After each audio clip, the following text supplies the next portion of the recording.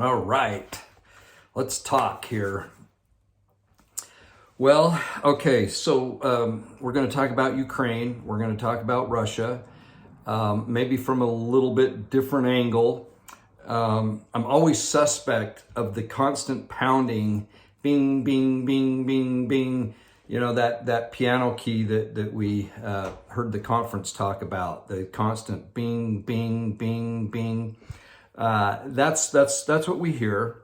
And you know, I'm not here to pick sides. In fact, I first want to come out and read the statement from the first presidency. You've all seen this, and read it. First Presidency of the Church of Jesus Christ of Latter-day Saints has issued the following statement. We are heartbroken and deeply concerned by the armed conflict now raging. I want to talk about that word raging in just a minute. The Church of Jesus Christ of Latter-day Saints has members in each of the affected areas and throughout the world. Our minds and hearts have been turned towards them and all our brothers and sisters. Okay, that's the first paragraph. I want to make a comment here. We are heartbroken and deeply concerned by the armed conflict now raging. This is an interesting word, raging. They used a similar word in the August letter concerning the pandemic, and they said the ravages of COVID-19. So we have the word ravages and raging. Really interesting choice of words of the first presidency. The other thing that I find is no countries are mentioned in this letter and no sides are picked. And I'll talk about that in just a little bit too. I think it's not only calculated, I think it says volumes, okay? Second paragraph. We continue to pray for peace. We know that enduring peace can be found through Jesus Christ. Boom. As soon as I saw the word Jesus Christ, not just in the name of the church, but that, it's actually in the very middle of the statement, the name Jesus Christ is. And so that's where everything focuses for me. You know, I know I'll take some heat for this, but in that August letter, I never saw that name.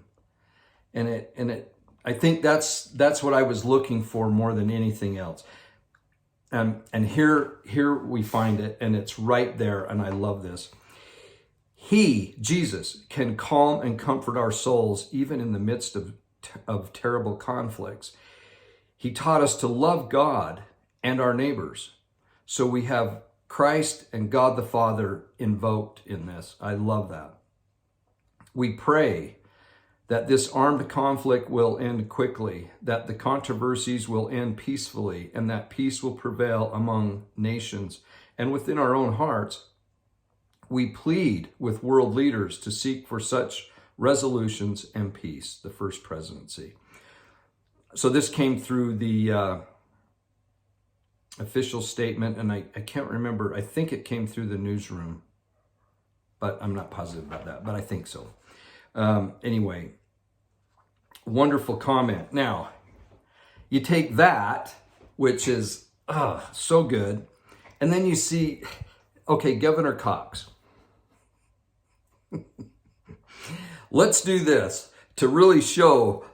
Let's take all the vodka out of the liquor stores or Russian products, but let's just say vodka, and ban it from being sold in Utah. That'll show our protest towards Russia.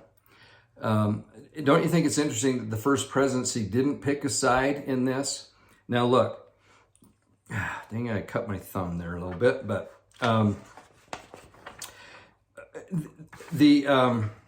let me read a couple of things, okay, to just put some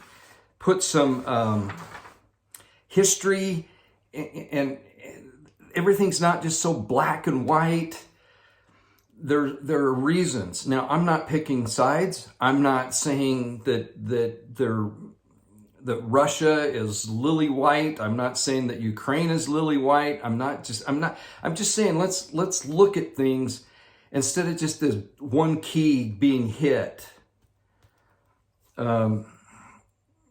Okay, let's first go to this. This is so fascinating. I found this doing a little research, but this is from a press statement from Anthony J. Blinken. He's the Secretary of State. Anthony Blinken. This was a year ago right now, February 25th, 2021. Listen to this. This is really interesting. So this was a year ago right now. And the newly called by President Biden, Anthony Blinken, Secretary of State.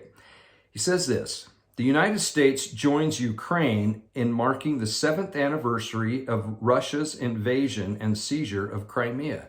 Now look, I've wondered this through this whole thing of, I don't remember much of any news, and especially just this hatred towards Russia during the Crimea situation that happened under President Obama's watch, as far as the United States being involved. And so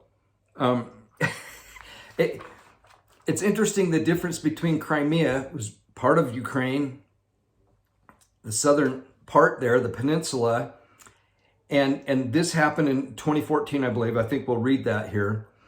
And you know, maybe I wasn't paying attention. That's a possibility.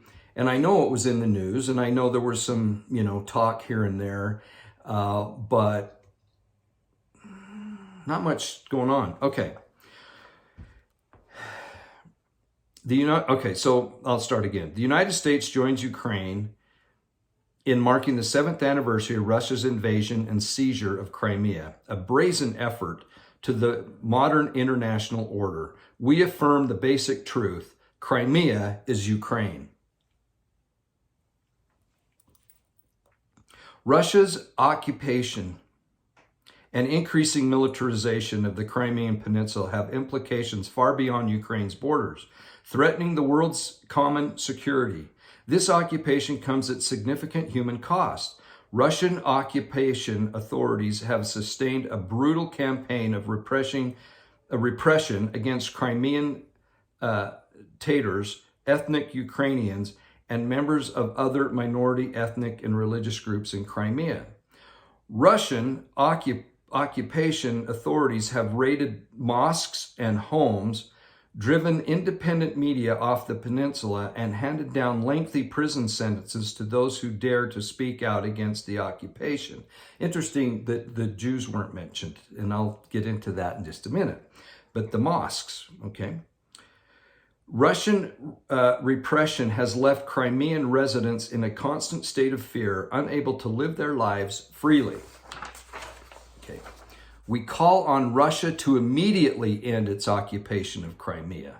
This was a year ago. Release all Ukrainian political prisoners it unjustly holds, and return full control of the peninsula to Ukraine. We likewise call on Russia to end its aggression in eastern Ukraine. It's where everything kind of started here a week or so ago, a few days ago. U.S. sanctions on Russia in response to its aggression in eastern Ukraine and seizure of Crimea will remain in place unless and until Russia reverses course. The United States does not and will never recognize Russia's purported annexation of Crimea. Really? The United States welcomes Ukraine's new initiative. Listen, okay, let me start. This is the last paragraph. The United States welcomes Ukraine's new initiative, the Crimean Platform, and looks forward to continuing to work with Ukraine and our allies and partners to end Russia's occupation of the Crimean Peninsula and aggression in eastern Ukraine. The United States welcomes Ukraine's new initiative, the Crimean Platform, and looks forward to continuing to work with Ukraine, our allies, and partners to end Russia's occupation of the Crimean Peninsula and aggression in eastern Ukraine. Okay, this is a really interesting letter, and I don't know, or a statement. It's a press statement. So the reason why I bring this up, why in the heck did we, right after this, start purchasing oil by the millions of barrels from Russia if we were so incensed by what they did? And this is the hint towards what Putin has said of what, this was the hint that there was going to be a gathering of NATO to put pressure on Russia concerning not just Crimea, but put pressure on Ukraine to join NATO, and that is something that if you're the president, or if you want to call him a dictator or whatever you want to call him, if let's just say Putin, if you're Putin, you don't want any more countries joining NATO because they're in direct opposition to you as a country. So we have that. Okay, so there's this issue, and it's so hypocritical. I don't think we lifted a finger or did anything when Russia just kind of went in and took over Crimea. I don't recall. And it's interesting that nobody brings this up, but this statement says, "Hey, that by Anthony Blinken, that the United States does not recognize the Russian occupancy of Crimea, that it's still Ukraine." Really, I haven't heard that. It's Crimea, and it's basically part of Russia. They occupy it, they control it. We continue, and sanctions. Really, we've done all these sanctions, and that's really been a deterrent. Clear back here, during this time, a year ago, he referred to the sanctions that were done in 2014, and obviously didn't do anything. How come Governor Cox didn't take or Governor Herbert? Why didn't they take the vodka out of the liquor stores in Utah when Russia invaded Crimea? It's part of Ukraine. They took it over. You see that people just get on this bandwagon. Now, let's read something else here. This is really interesting history of Ukraine. There's been huge criticism of Putin calling the president of Ukraine, Zelensky, is that right? Calling him a Nazi. And they're just like, he's a Jew. How could he be a Nazi? He's this, he's that. Well, let's take a look at why. I'm not saying he's justified, and I know I'm going to get crap for this, but you have to look at things, I think, to see. Okay, this is a fantastic article, and I don't know, maybe I'll try, but it's at the National World War II Museum in New Orleans. And this is an article that's just awesome. And it's The Holocaust by Bullets in Ukraine. And it's dated January 24th, 2022. So a really recent article, but prior to this horrible situation we have there in Ukraine now. So listen to this. I'll read some of this, not all of it. It's quite lengthy. Based on present-day borders, 1 in every 4 Jewish victims of the Holocaust were murdered in Ukraine. Based on present-day borders, 1 in every 4 Jewish victims of the Holocaust was murdered in Ukraine. In the history of the Holocaust, the summer and fall of 1941 are especially significant because they represent a period of critical escalation. In a matter of months, mobile Nazi killing units, which had begun shooting all adult male Jews during the invasion of the Soviet Union, expanded to include genocide, targeting women, children, and entire Jewish communities. On January 20th, 1942, top Nazi officials and representatives of the Reich authorities met in Wannsee. I might not be pronouncing that right, a suburb outside of Berlin. At this meeting, chaired by Reinhard Heydrich, the Reich Security Main Office formed the extermination plans for the final solution to the Jewish question. And this is the Wannsee Conference, as it's now called, led to the creation of a network of extermination camps designed to systematically murder the entire European Jewish population. Before the killing centers opened in Birkenau, Treblinka, Sobibor, and Belzec,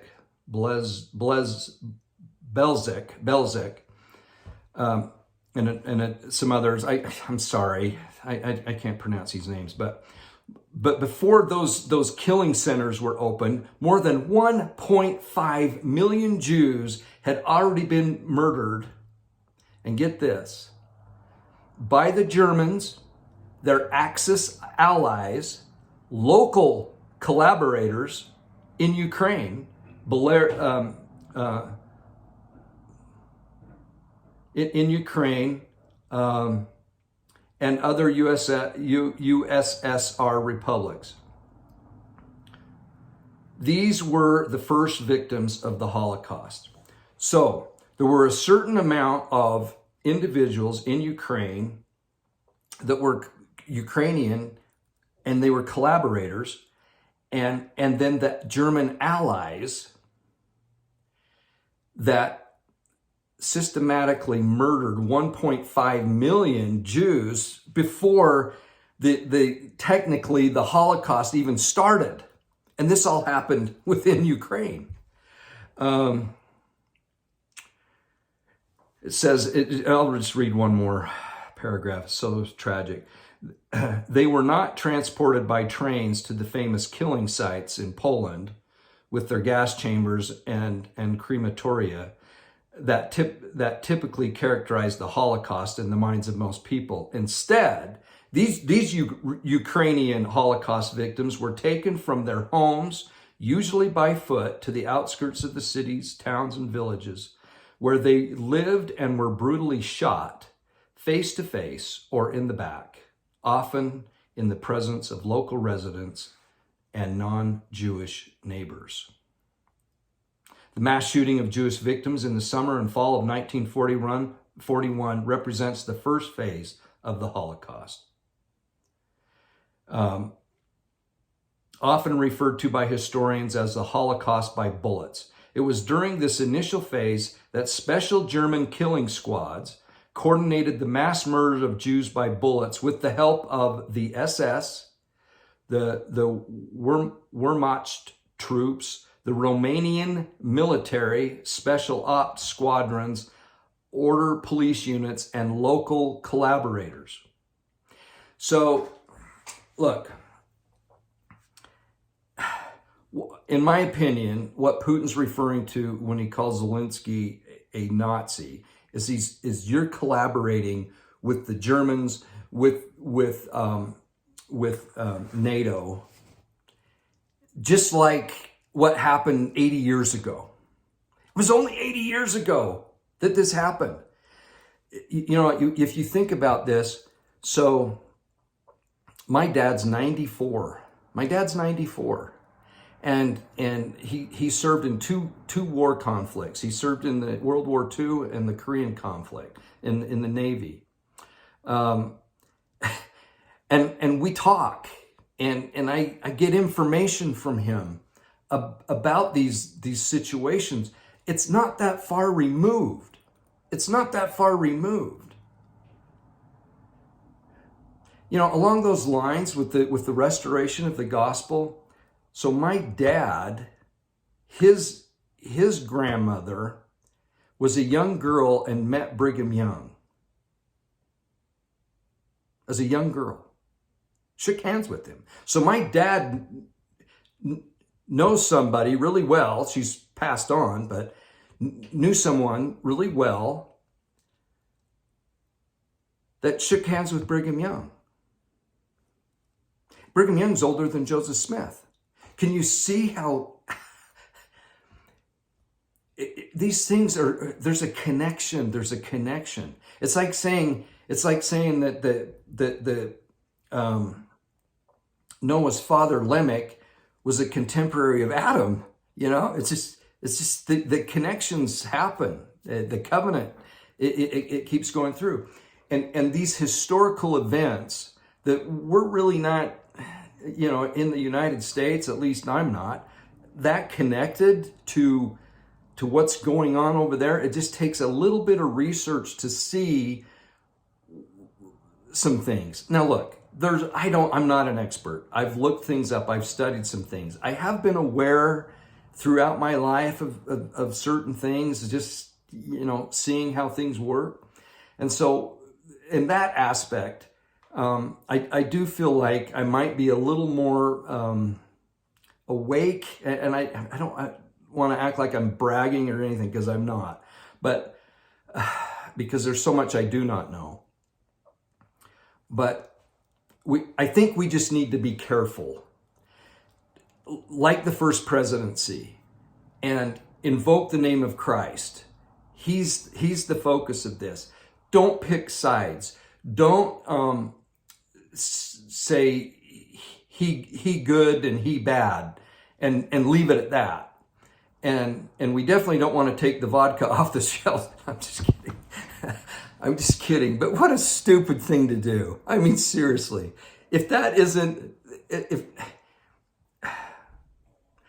I mean, you talk about virtue signaling. That is the perfect example of something absolutely doing nothing for the cause. We're still buying oil. We're still buying crude from Russia, and he's taken our vodka off the shelf. Sorry about that. I'm just,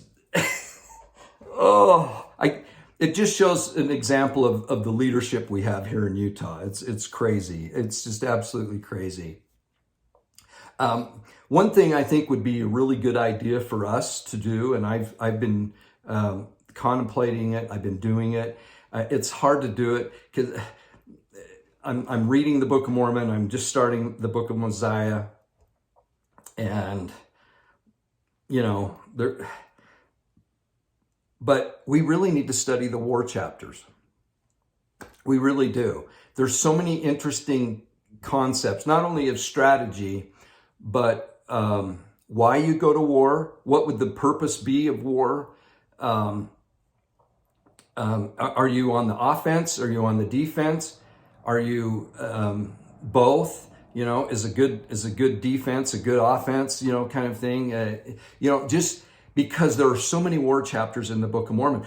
Of all people, we Latter-day Saints should be experts on war because of the war chapters in the Book of Mormon. There's so much of it. And I think it might help us understand. Also, the wicked will punish the wicked. That's a concept in there, that the Lord uses the wicked to punish the wicked, is a better way to say it.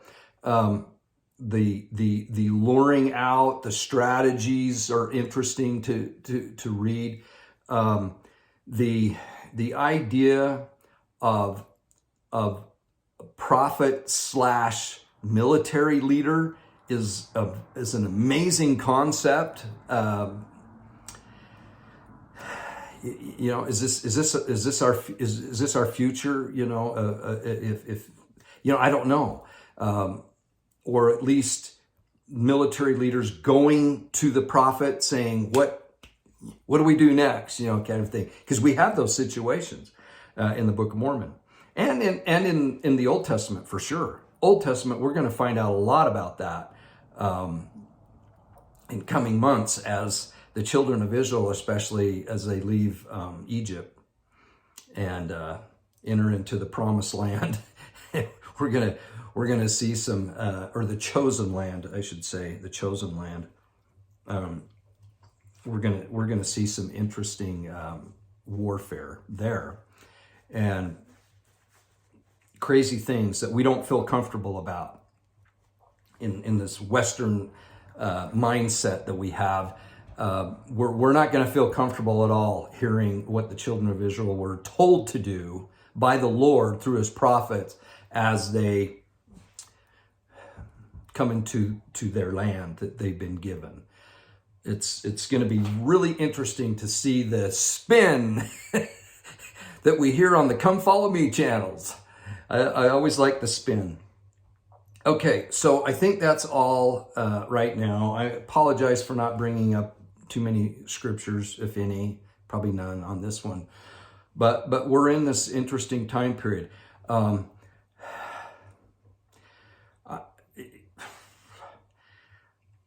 would be really careful, and you guys are. I hate giving advice, because who am I to give advice to anybody?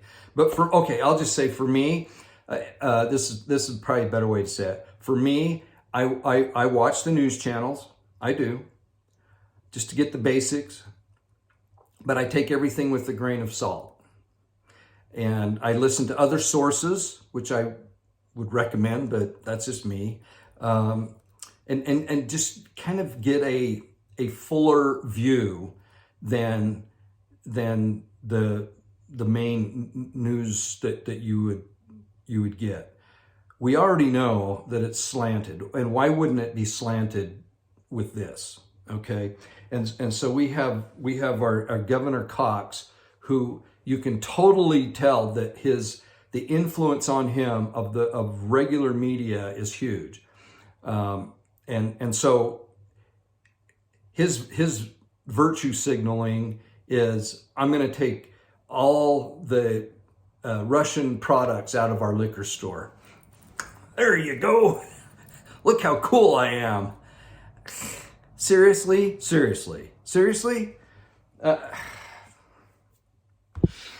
But in fairness to him, if that's all he's watching is the regular media and whatnot, I guess, that's what you would do. But if you think that through, is that really, didn't we already purchase that alcohol? Taking it off the shelf, then what? Have a private party later on? I don't know what. He probably doesn't drink. I'm sure he's an active Latter-day Saint. So I don't want to, get into that. But politically, I think I have every right to say something about that. That to me is just so ridiculous. It's kind of like having a candlelight vigil. What are these? Oh boy, I shouldn't have said that. That'll get me in trouble. I'm sorry, but what are we accomplishing? What are we doing? What are we actually doing? I think we go back to the first presidency message, and the very center, in my opinion, as I look at this, is we continue to pray for peace. We know that enduring peace can be found through Jesus Christ. We invite people to come unto Christ. That's what we can do. That's what we can do. Now, if it's in your heart to send money and do other things, by all means, that's what you should do if that's what you feel. I like the neutrality that the first presidency did here. And here's another interesting thing. This will get me in trouble too, but it's interesting how the very people that took the August letter and said, you need to follow the prophet and do this, most of them are ignoring this letter and picking a side. They're picking a side, and that's ignoring this letter. So it's interesting how we choose to follow the prophet, and we have to be educated. We have to be spiritual in the sense of of being worthy to have the influence of the Holy Ghost, not spiritual in the sense of what the world says spirituality is, but in the sense of being sensitive to the situations and what's going on. I feel that this could very well escalate into a huge thing. It very well could. Now, I did want to lastly mention this. I've said this before, and I really feel it's true that most I would say probably all biblical prophecy concerning countries and things like that really focus on what a country's influence is on Israel, not other countries against each other, but countries against Israel. And it is interesting that we've had two different statements in the last couple of weeks from Russia concerning Israel. One is they are very, and I've mentioned this already, really upset with Israel preemptive strikes in Syria. And they've never said anything before, at least not in recent times. And there's a Russian presence in Syria.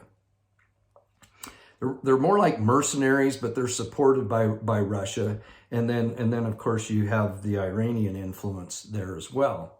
So you have this interesting thing that this statement that was made, but it wasn't by Putin. It was an official.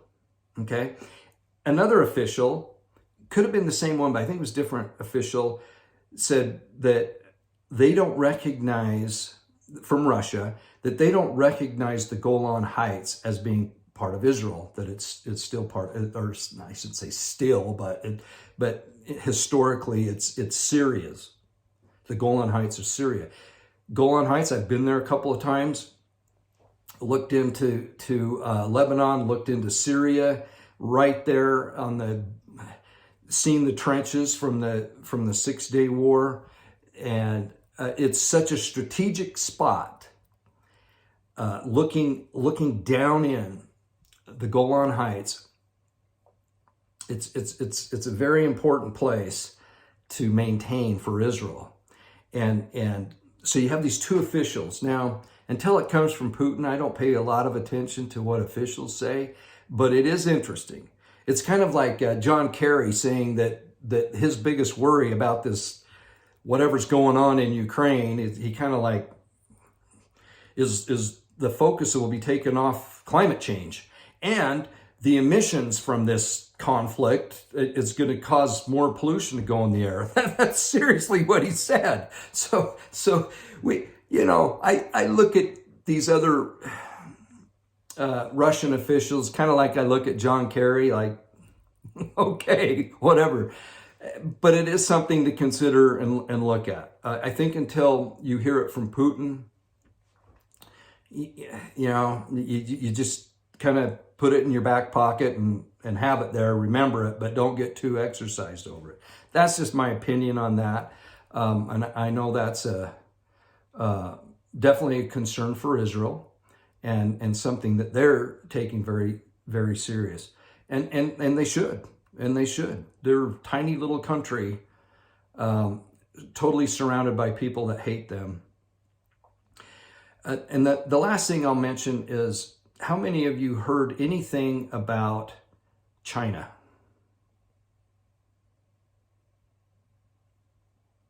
Silent. I didn't hear anything. So China is actually supportive of Russia going into Ukraine.